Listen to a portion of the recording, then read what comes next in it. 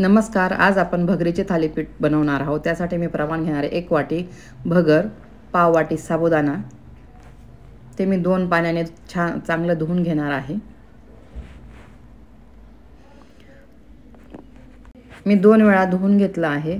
आता मी पाणी टाकून 3-4 तासासाठी भिजवून ठेवणार आहे। भिजवून ठेवलेला साबुदाणा आणि भगर 3-4 तास भिजला आहे। आता आपण तो बारीक करून घेऊ।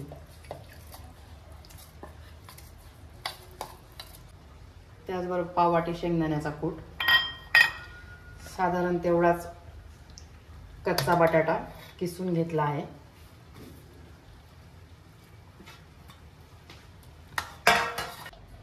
एक चमचा लाल तिखट,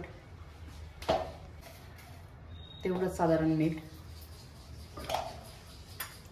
आता आपण हे मिश्रण दळू। त्याला आपण थोडंसं ॲडजस्ट करून घेऊ। थोडं पाणी टाकून पातळ करून घेऊ। मीडियम पातळ करायचं, खूप पातळ करायचं नाही, साधारण असं चालेल। आता आपण तव्याला थोडं तवा गरम करून घेतला आहे। तव्याला तेल लावून घेऊया। पीठचं मिश्रण टाकूया। मिश्रण टाकून चमच्याने असं गोल फिरवायचं आहे।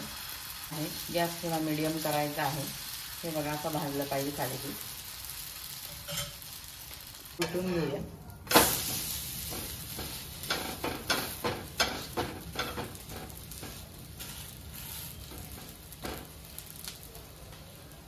छान शिजलं आहे।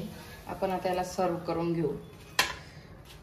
हे प्रमाण वापरून तुम्ही हे थालीपीठ नक्कीच या महाशिवरात्रीला बनवून बघा आणि मला कमेंट बॉक्समध्ये नक्कीच सांगा। तर यासारख्या नवनवीन रेसिपी बघण्यासाठी माझ्या भारतीय रेसिपी या यूट्यूब चॅनलला नक्कीच शेअर, लाईक आणि सबस्क्राईब करायला विसरू नका।